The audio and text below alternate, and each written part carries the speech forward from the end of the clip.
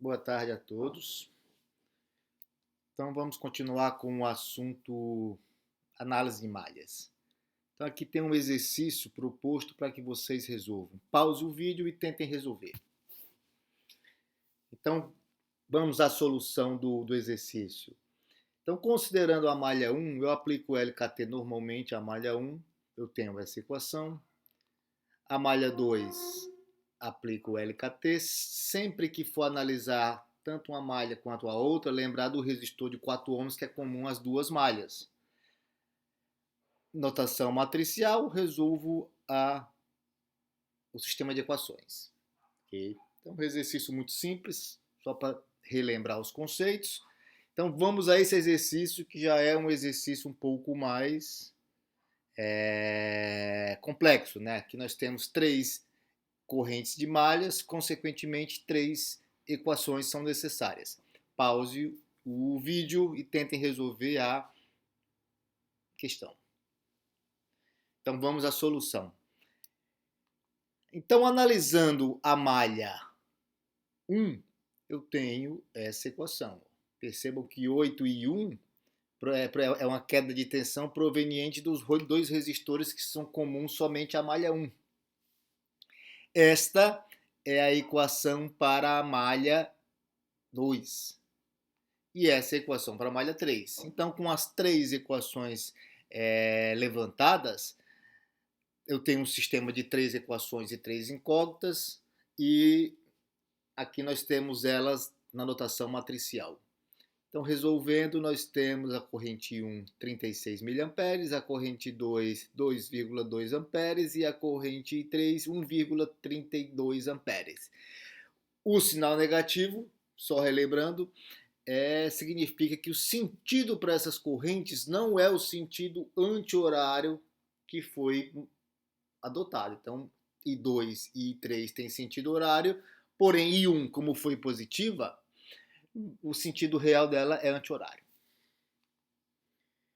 Então, mais um exercício proposto para vocês. Vamos continuar naquela metodologia de pausar o vídeo e tentar resolver. Então, pausem o vídeo e tentem resolver essa questão.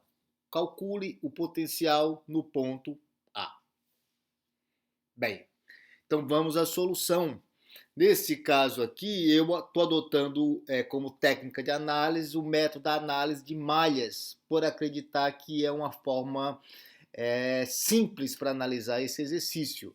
Então, eu tenho um circuito com 2 malhas, então 2 correntes de malha, I1 e I2.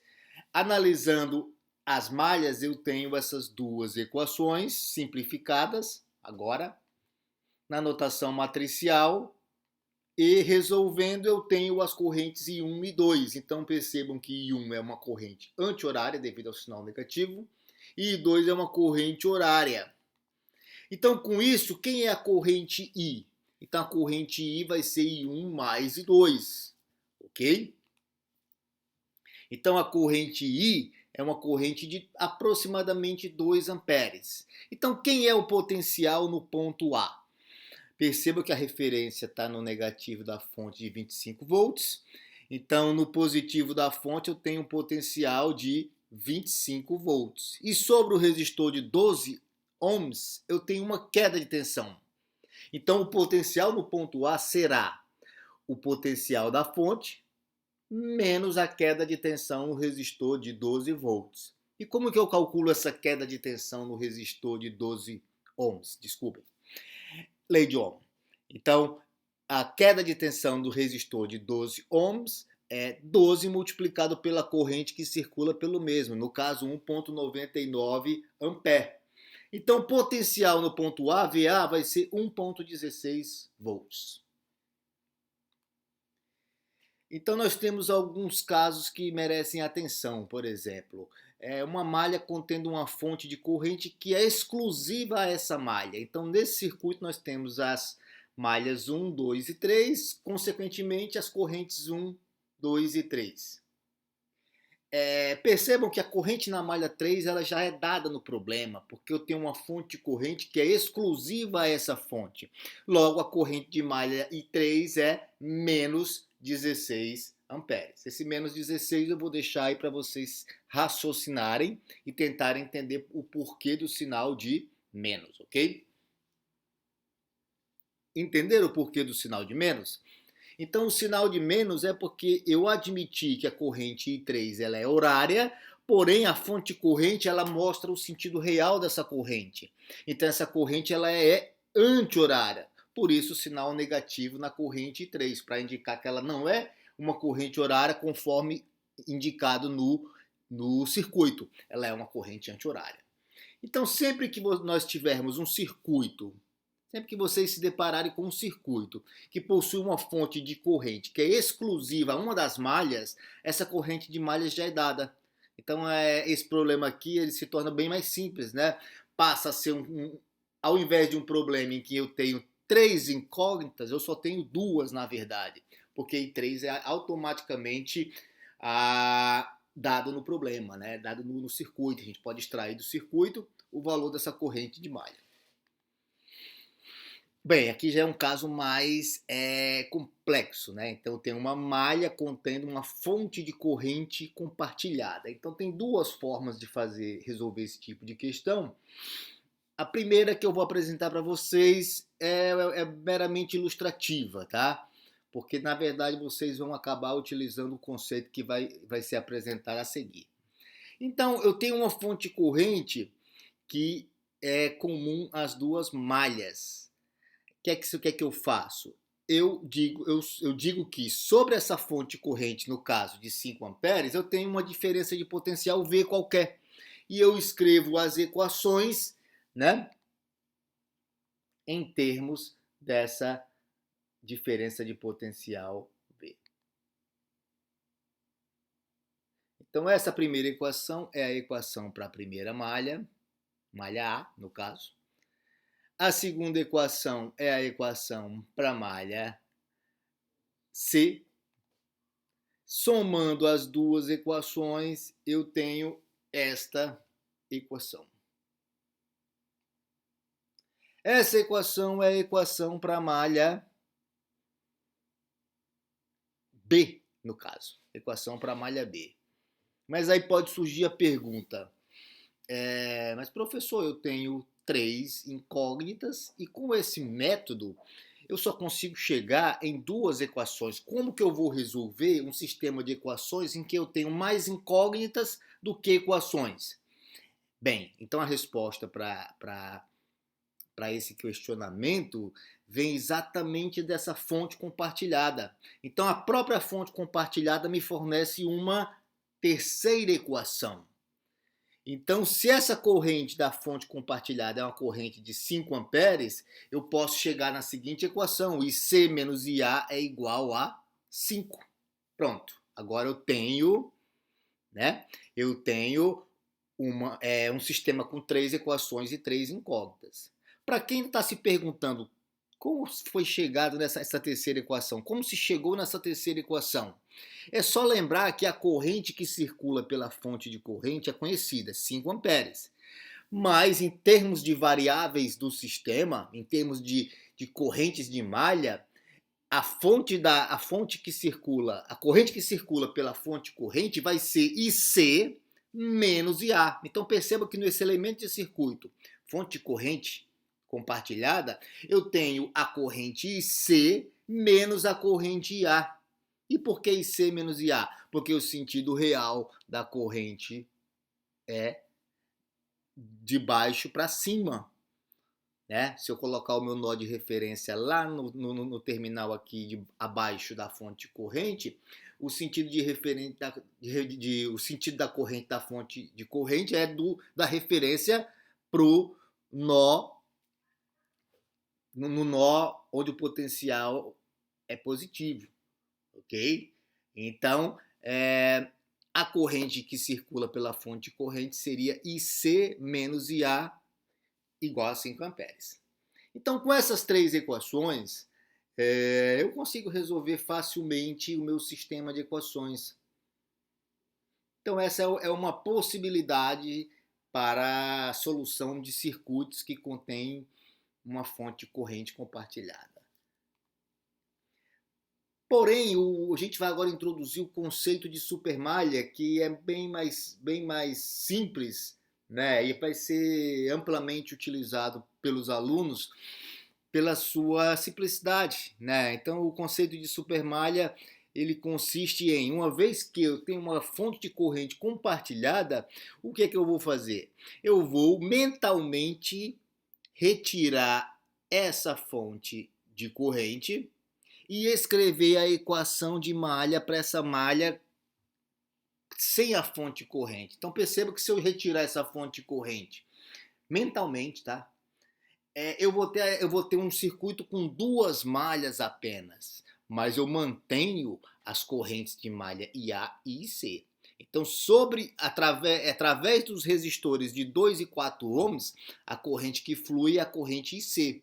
E sobre o resistor de 3 e 6 ohms, a corrente que flui é a corrente IA. Então, é isso que a gente fez. Retirou mentalmente a fonte de corrente compartilhada e a gente teria duas malhas, né? Mas a gente mantém as correntes iniciais, porque na verdade isso aqui é uma técnica de análise. Mas nós temos três malhas, o que nós temos na realidade são três malhas. Então nós temos três correntes de malha. Então, feito isso, eu tenho esta equação aqui como a equação da supermalha, ok? Essa equação aqui como equação da supermalha.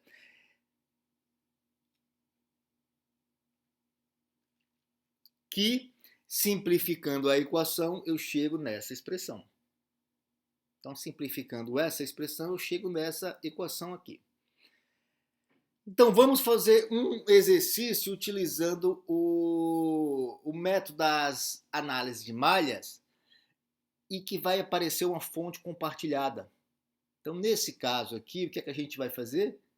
Vai retirar mentalmente a fonte de corrente compartilhada e vai escrever a equação para a supermalha. Então pausem o vídeo e resolvam o exercício. O exercício pede a potência dissipada no resistor de 1 ohms. Pausando. Ok. Então, uma vez que vocês pausaram o vídeo, tentaram resolver esse exercício, vamos entender a solução desse problema. Então, a partir da fonte de corrente compartilhada, eu obtenho essa equação. Então, percebam que, através da fonte de corrente compartilhada, que é uma fonte de corrente cuja corrente é conhecida, 2 amperes, flui as correntes I1 menos I3. Então, I1 menos I3 é respeitando o sentido real da corrente que flui pela fonte, ok? Por isso, I1 menos I3. Se o sentido da corrente, se o sentido real da corrente da fonte fosse o contrário, a equação seria I3 menos I1. Mas uma vez que o sentido é esse, a gente tem que respeitá-lo. I1 menos I3 igual a 2 amperes. Esta equação aqui é exatamente a equação para a malha 2, ok? Então percebam que a malha 2 possui o resistor de os resistores de 2 ohms, que são comuns às malhas 2 e 1 e 2 e 3, ó, por isso que aparecem esses dois últimos termos ali. E a equação para a supermalha é essa daqui, ó. Então eu retirei mentalmente a minha fonte de corrente e escrevi uma equação que começa a análise, começa no negativo da fonte, ou seja, eu tenho uma elevação de 10 volts, depois eu tenho uma queda de 2 e 3 naquele resistor superior, ok? No outro resistor de 2 ohms, eu tenho uma queda que é 2 e 3 menos e 2, perceba que esse resistor é comum às malhas 3 e malha 2. E eu tenho a queda no resistor de 2 ohms, que fecha a malha, né? Que é 2 e 1 menos e 2, ou seja, esse resistor é comum às malhas 1 e 2. Pronto, eu tenho as três equações que eu necessitava. Então, três equações, três incógnitas me permite resolver o problema. A potência, o problema não terminou ainda, né? Falta a potência. Potência a gente sabe que é I2R, ok? Então a potência no resistor de 1 ohms é RI ao quadrado. Mesma equação, só mudei a ordem dos termos. Então a resistência é 1 ohm e a corrente que circula por ele é 6 amperes, que fornece a potência dissipada de 36 watts. Então, utilizando o método da análise de malhas, determine V0. Então, esse aqui é um típico problema em que a corrente na malha, deixa eu chamar essa malha da esquerda de malha 1, já é dada.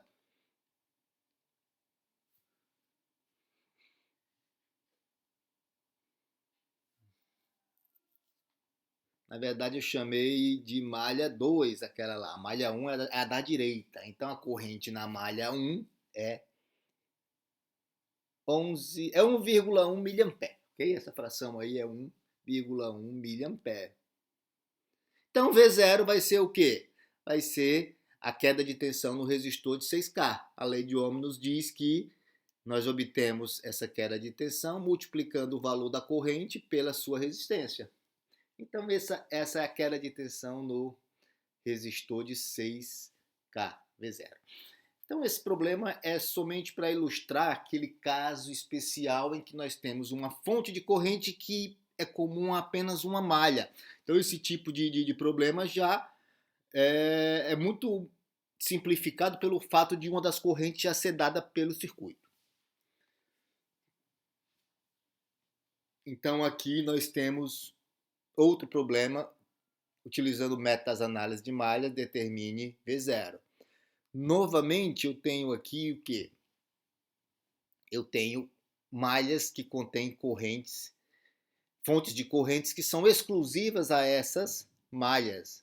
Então, consequentemente, eu só preciso escrever agora a equação para a malha que não tem uma fonte de corrente exclusiva, né? Que seria essa malha 1, que é essa malha da direita e abaixo, né?